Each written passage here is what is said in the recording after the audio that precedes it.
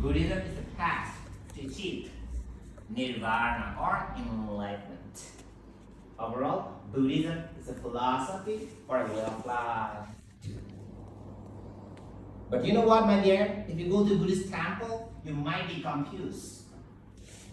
You will see in front of the big Buddha image as a Buddhist monk or Buddhist people, what we do? We sit on the knee like this, palm our hands, and we do like this 3 times. Have you seen that people doing like this in a temple? Mm-hmm.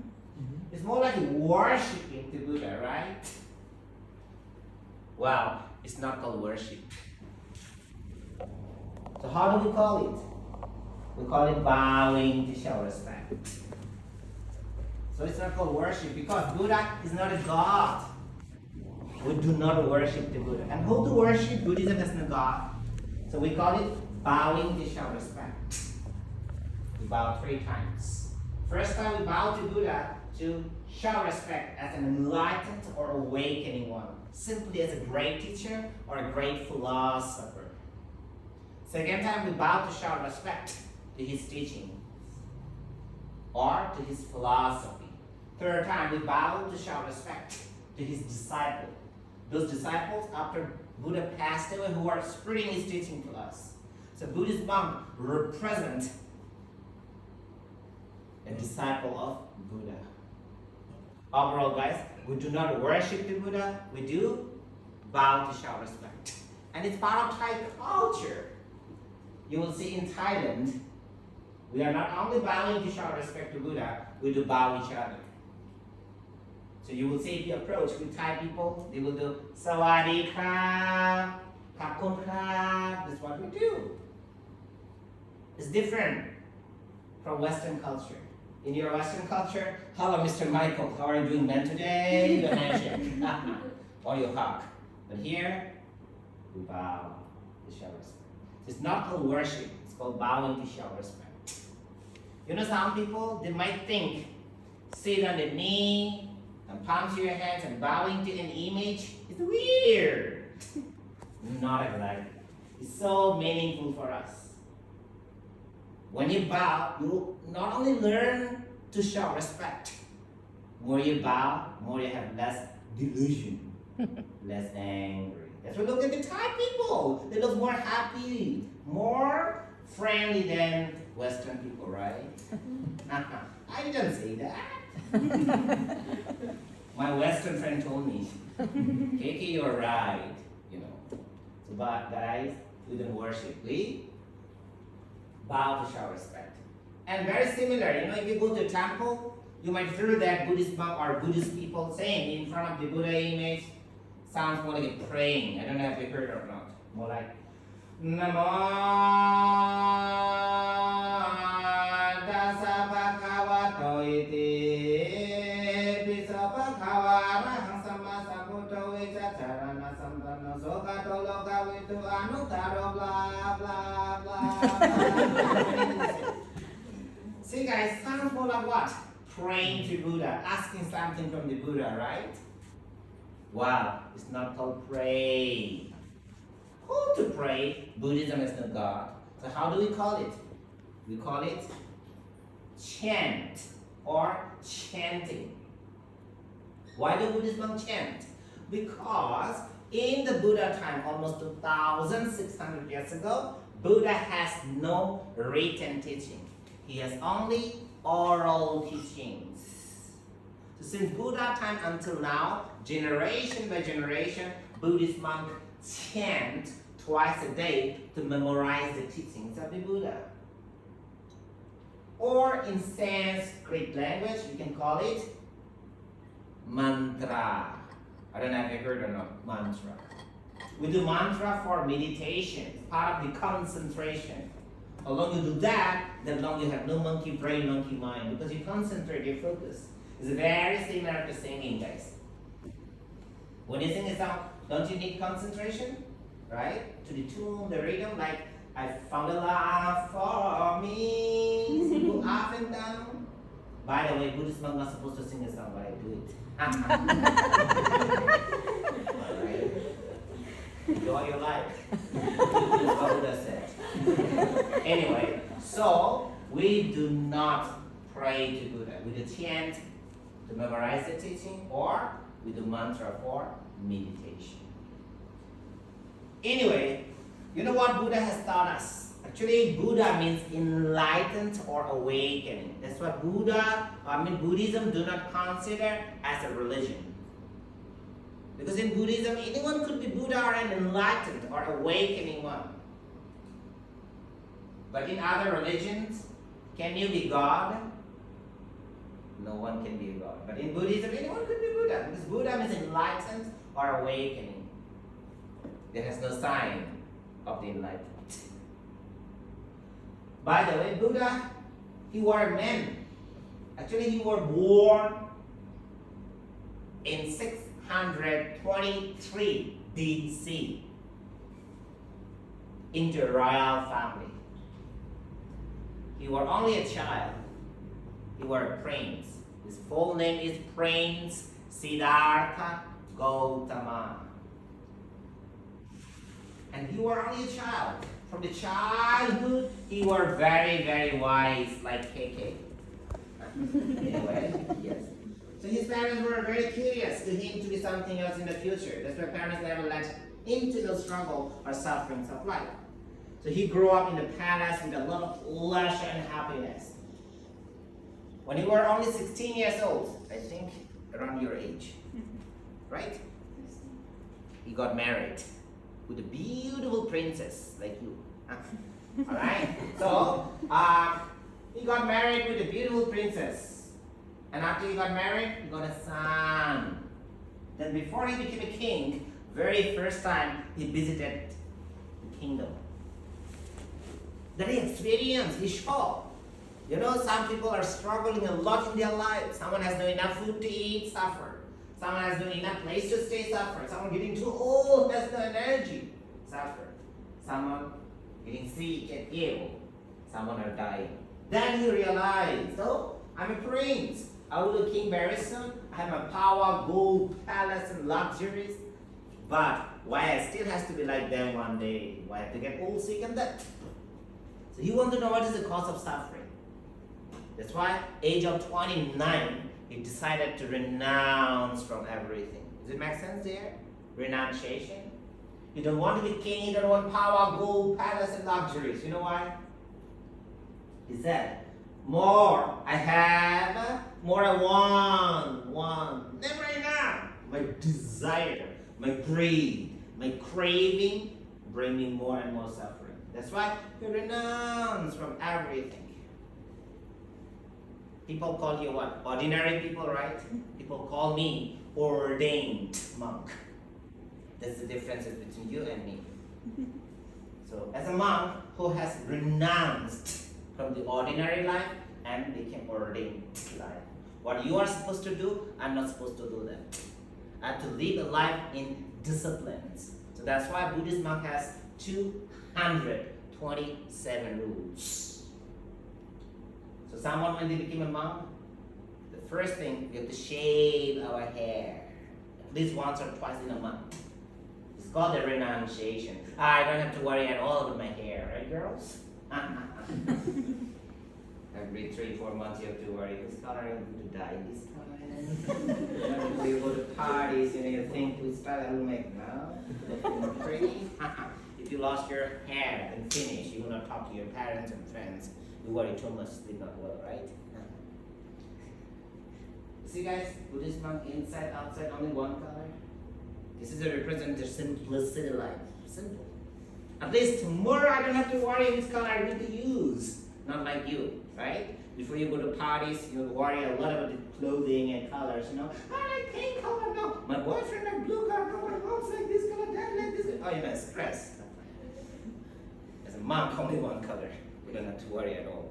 By the way, that's why monk is what who has renounced from everything. To have less suffering, less worry, less tense, less greed, less craving, less delusion, less temptation, less attachment. Overall, less suffering. That's what Buddha did. He renounced from everything. He went to many places. He met many wise people. He learned so many things, but there has no wise man who can teach him how to free from suffering. That's why, age of 29, he decided to renounce and practice himself. At the beginning, he started to practice without food and drinks for 49 days. No food, no drinks, only practice. Have you ever seen very skinny Buddha image? If you go to a Buddhist temple, you might see very skinny Buddha image. Anyone want to see that? Yeah? Come right now, here. Come. Come. Stand there, right there. Observe his face, his body. You see how skinny? Oh. Like you, right? Skinny than you. Yes. That image represents the story of the Buddha when he stopped to eat food, drinks for 49 days. Okay? Have a seat. Finally, he realized, oh, no. I don't take care of myself, only practice. So I have no balance. In my way of life has no balance. I don't take care of myself, only practice. So with a balance, how could I achieve nirvana or enlightenment? Finally, he founded the middle path or middle way. That's the supreme teaching of the Buddha, the balance.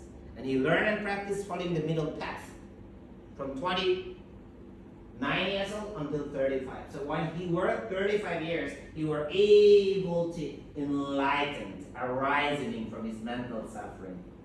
See, he was awakening from his mentally desire, greed, craving, delusion, and angry. So more mental suffering. That he was spreading his teaching for 45 years as an enlightened. At age of 80, at Kushinagar in India, he was passed away. So guys, that is the biography of the Buddha. Okay? So overall, Buddha means enlightened. He's not a God. He didn't create us, he didn't create the world. Buddhism has no God at all. Okay? So now, these 6 students, can you please come this way? Okay. You just go there. Take your chair. No rushing. Mindfully. Take your time. Yes. Thank you. Just sit there.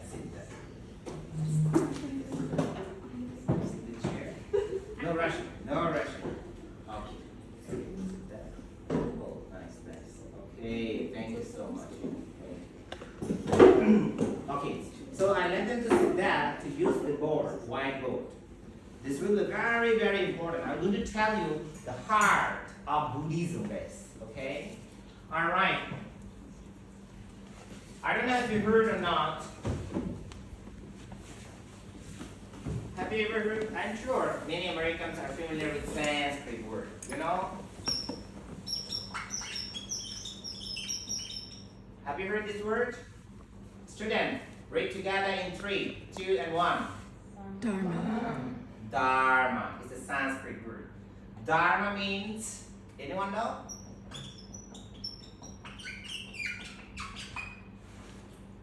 Dharma means the truth or the teaching of the Buddha. The Buddha's teaching is not about the God, creator, creation. Buddha's teaching is all about the truth of nature and the law of nature. That's why the first teaching of the Buddha, it's very important if you want to learn the Buddhism, okay? It's the first teaching. The first teaching of the Buddha is called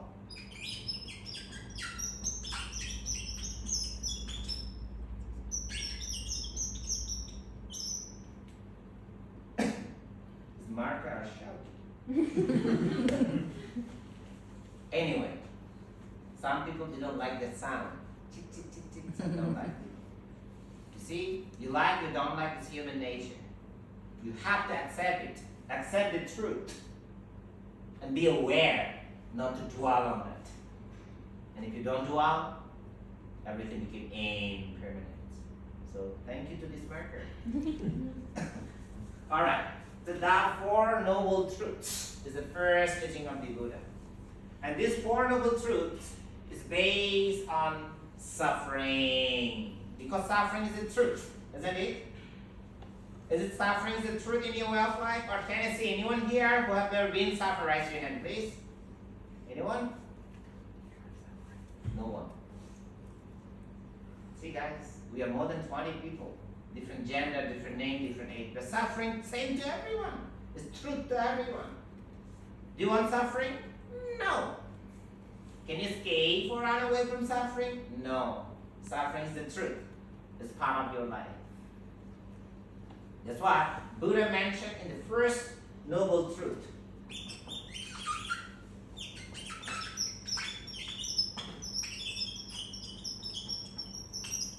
The truth of suffering. Suffering is the truth.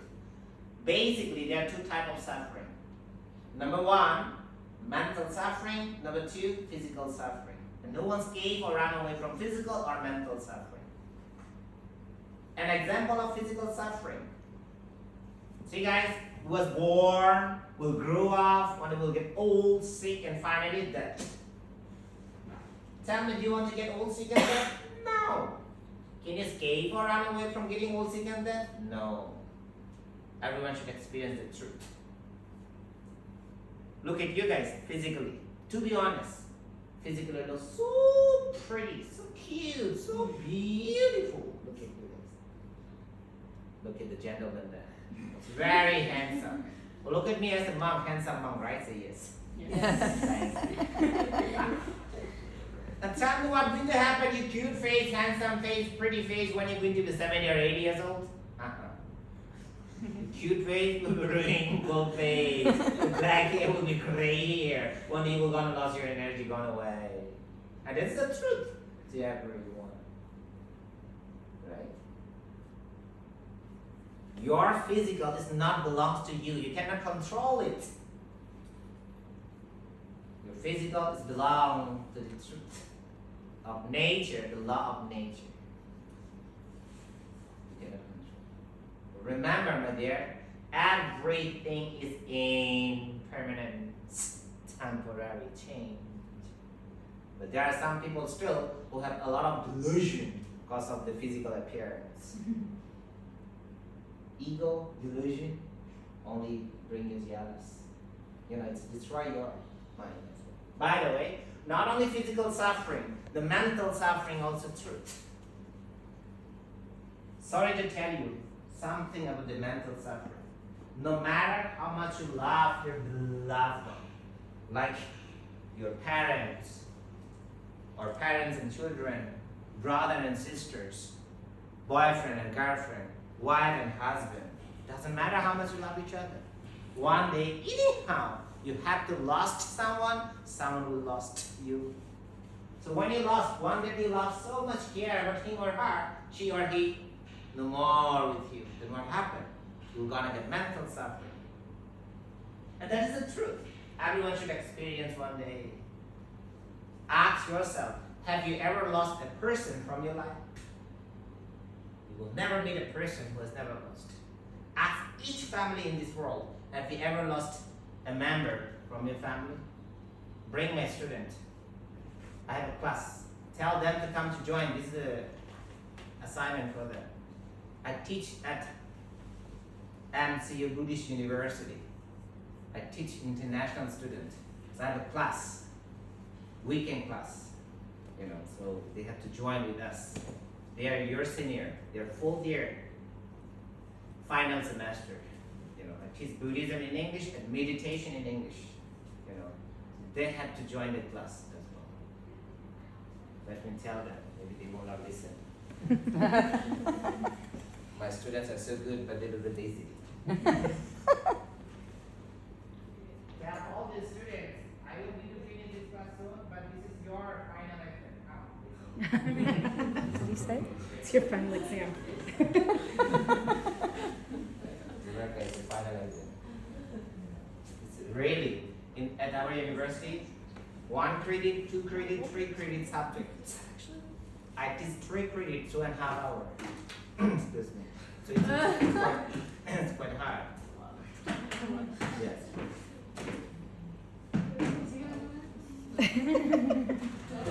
They're very nervous. Come. Tell them, everyone come. This is the, assignment. Your assignment. Tell everyone to come and sit here. How many of you? Yes, I think 14. 14. 13. Okay, let me get more chairs. Alright. We organize, take the chair and have a seat. Tell everyone to come in. I will call your name otherwise.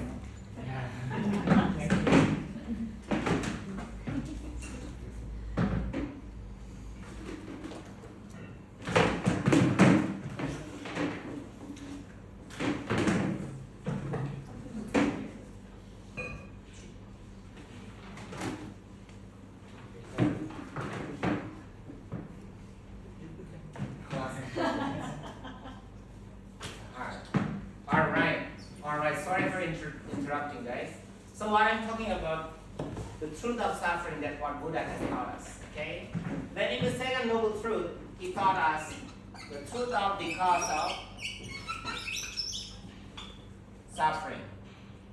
Try to understand, okay? Second one, the cause of suffering. The third one, the truth of the end of suffering. Fourth one, the path that can lead you how to end your suffering. Okay? Would you please repeat me all together? The truth of suffering. The truth of suffering. The truth of the cause of suffering. The truth of the cause of suffering. The truth of the end of suffering. The truth of the end of suffering. Okay. The path that can lead The path that can lead how to free from suffering. how to be free from suffering. Okay? Which is we call the middle path or middle way. The balance. Buddha has found it. Very important, the balance. Balance between everything. And tell me, who can balance in your way of life? Can KK balance your life? Sorry, I don't think so. Can Buddha balance your life? I don't think so. It's your way of life. You're the one who can balance. How? Practice. If you never change yourself, nothing will change in your life. An example, let's say guys, excuse me, an example. English, my English is not my first language or mother tongue. Let's say at the beginning when I started to learn English, I will never ever practice, but I will believe. One day Buddha will come to meet me and open my head and put some English skills. Then can I speak English? No, that's not Buddhist philosophy. How could I speak very good English? Because practice. So guys, keep practice to balance your way of life. Balance is very important. Balance between everything. Let's say balance one another religion. Let's say between Christian, Hindu, Jewish, Buddhist, Islam. Should be balanced. If there has no balance, there will be hatred, violence, killing, war, fighting. That's what's happening. Don't you know the time of Hitler has killed a lot of Jewish? Why? No same respect, kind, compassion, love. That's why. You guys from America. In America has a lot of problems because of no balance. And still I heard that in America has problem between white and black people. You know why? Because no same respect. No balance. Sometimes you smile outside, look so happy, but inside you really don't smile. See, external and internal, no balance. Guys, we have a mind and body, right? Doesn't it? I can see your body. Do you have mind? Yes. So mind and body, this goes together. It has to be balanced. But the problem, it has no balance between mind and body. Right? Because everyone knows how to take care of your physical body. Eat on time. You eat food. Breakfast, lunch, and dinner. For what? Physical energy. Every day you shower, fresh your body, feels so clean, fresh. You get illness, sickness, go to doctor, take medicine, do operation or surgeries. You could be free from physical problems, right? Sometimes you feel hungry, physically suffer, hungry so much. Then what do? You find the food, you feed the food. Oh my Buddha, I feel good now. See guys, for the physical suffering? Or, let's say you get tired, pain, physically, ouch. Go to Thai massage, they will make you so relaxed. See guys, for a physical problem? Or, let's say you want to be fitness, Then go to gym, do exercise or diet. Of course, you will never see monk at the gym. Monks are not allowed to go to the gym. But I have many friends, ordinary friends like you. You know, some of them, they go to gym almost every day. You know why? To make six pack, to make girls attractive. And I heard that in Thailand also, a lot of girls, they do surgery, they do operation to look more pretty. Some of them, they make different hairstyles in different colors. Some of them, they make beautiful eyebrows. You know, some of them, they put eyelids. Even you have no long enough, they buy from the shopping malls, they put eyelids, I don't know, eyelid or how do you call it? Eyelashes, yeah. Or someone they put inside, I don't know. That's called eyelash? Contacts. Contact, I don't know. You see? I never experienced, I never have seen in my life. By the way, some people, you know, the operation of the nose to make it pretty, you know, some people, some girls they put injection to make sexy lips, you know, yeah. Or some girls they make big boobs, big butt, only for physical attraction. The people physically look so handsome, so beautiful, so sexy, so hot, so attractive, only physically. But mentally, no matter you beautiful or handsome, mentally everyone has same problems. Stress. Not only stress. Sometimes you feel depression, anxiety, worries, and tense. You know why? Because how much you take care of your physical, that much you don't take care of your mind. So between mind and body has no balance. That's why I told you in earlier, 3 times in a day you eat food for physical energy. But 3 times in a day you do not meditate for mental energy. So between mind and body has no balance. That's why what I really like about Buddhism, Buddhism talk about the balance. Practice the balance in your way of life. So take a look. I want to write for you. This will be the last and final for my presentation. Wait a moment. So guys, we call it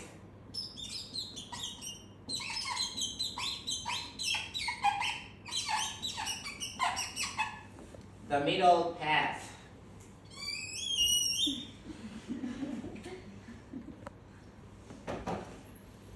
Okay, so here we go, the middle path.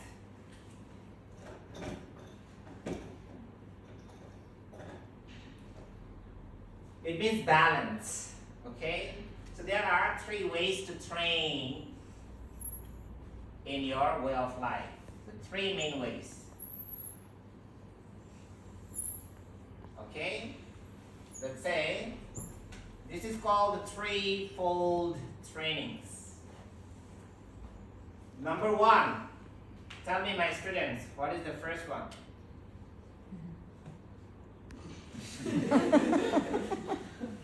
I told you this is your class.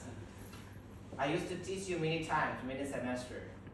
Sila, Samadhi, Panya. First one, what? Moral training. Good job. Moral. Wait a moment.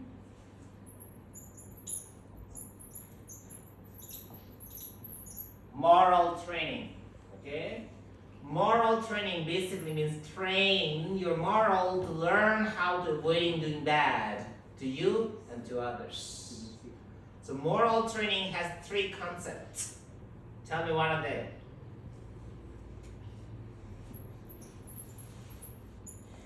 Right speech, right action, then right livelihood.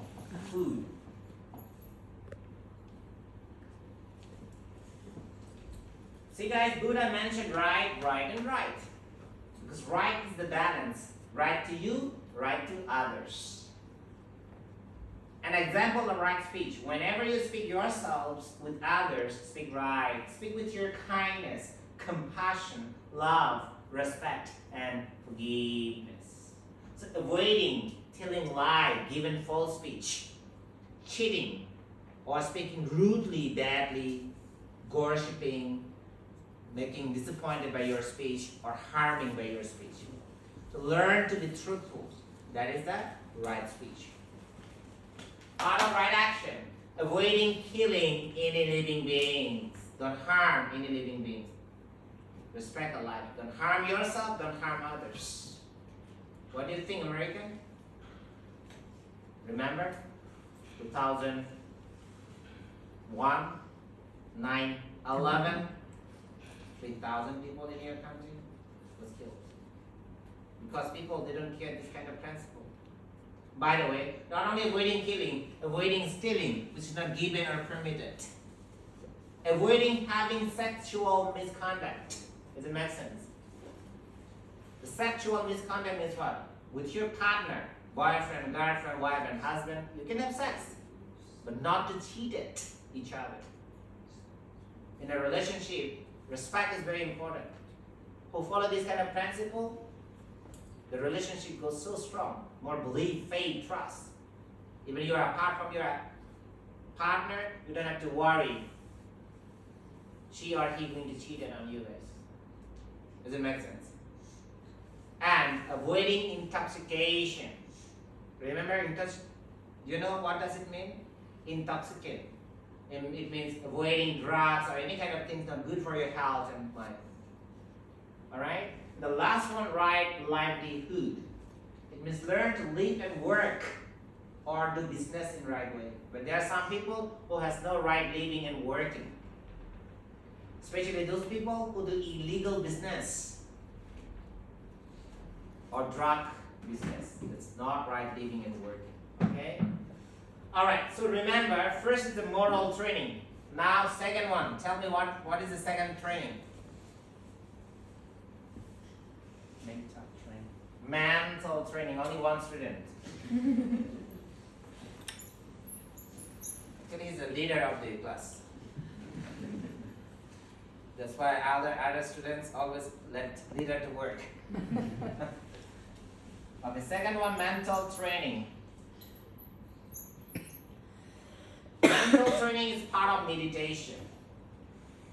To train your monkey brain, monkey mind, rush mind, busy mind, dirty mind, naughty mind, to purify the mind, to clean your mind. So to train your mental, take a look. Right effort, right concentration. Okay? And then right mindfulness. What I mean right effort, how long you meditate, that long you should not give up. Let's say 20 minutes you meditate, you should not give up. Because if you give up, you will not learn how to keep patience. And you know life, no pain, no gain. Life is not only 20 minutes. So you should keep right effort. Then you need the right concentration in order to train your monkey brain to let it calm, you concentrate. For example, you can concentrate on the breathing in, breathing out, in and out, or abdomen rising, falling. Just to let your mind tranquil. Does it make sense? Tranquil? Mm-hmm. In to feel peace. Especially the inner peace. Alright? So when you concentrate, after a while you could distract. You lost your mind. At that time, what do you need? You need the right mindfulness. Being aware. It's all about the awareness. If you get thoughts, know that I'm thinking. If you get pain, know that I'm pain. But don't dwell on that. To relieve it, to let it go, you bring your mind back. Keep right concentrate with your right effort. Clear? Good job. So when you train your moral, you're avoiding bad. When you train your mental, you purify the mind. These two training will develop your wisdom. This is called wisdom training. So guys, wisdom is beyond your knowledge. Knowledge, what you gain from the school, from your teacher, when you read the book. I can gain the knowledge from you, you can gain the knowledge from me. But the wisdom is beyond your knowledge. It's to understand the truth of nature or the law of nature. That's why wisdom training has two concepts. Take a look. Right view. Or you can call this one right understanding. Both are same. Okay, then right thought. Right thought is the second one. So guys, right view or understanding and right thought. For example, Every Friday, I teach 1 day meditation from 9 morning to 5 p.m. Here. I have been teaching 8 years. Last 8 years ago, no one came to tell me, KK, could you open 1 day meditation? No. It was my wisdom, right? Understanding, right thinking. I was thinking there are so many foreigners willing to learn meditation, the Buddhism monks life. See? That's called the wisdom. And many people, yesterday it was almost 45 people. Full of this room. I don't cost any baht. But many people, they appreciate. They ask me, KK, could I please make a donation to you? See guys, I don't ask from them. It's their right understanding, right thinking to the good. It's a part of the wisdom. Okay? So overall, this is called the threefold training. Please all my students repeat me. Moral training. Moral training. Right speech. Right speech. Right action. Right action. Right livelihood. Right livelihood. Mental training. Mental training. Right effort. Right effort. Right concentration. Right concentration. Right mindfulness. Right mindfulness. Wisdom training. Wisdom training. Right view. Right view. Right understanding. Right understanding. Right thought. Right thoughts. This is called the threefold trainings. When you train the three things, it will balance three main actions. Your mental, your verbal, and your physical action. Okay? So you can learn to think right, speak right, do right, to balance three main karmas or action. Or this is also called the Noble Eightfold Paths. Remember what did I say? Four Noble Truths, suffering, cause of suffering, end of suffering, and the path can lead you how to end your suffering, which we call middle path or middle way, or the Noble Eightfold Path. Because moral training 3 concepts, plus mental training 3, 6 plus wisdom training 2. Noble Eightfold Paths. Is that supreme teaching of the Buddha, the middle path or middle way? Clear? Very good. Now, Q&A. If you have any question from my students, please don't be hesitant to ask them.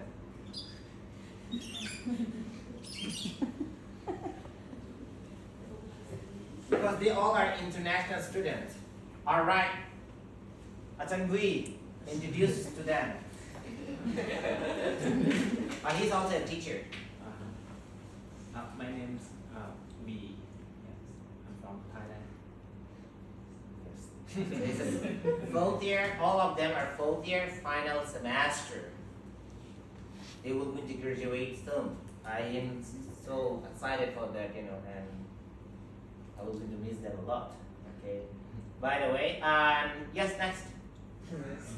Next. Okay. My name is Do. Yes, I'm from Thailand. Next. My name is Vincent. I'm from China. Nice to meet you guys. Okay. Back side. Come. Have a seat. Have a seat.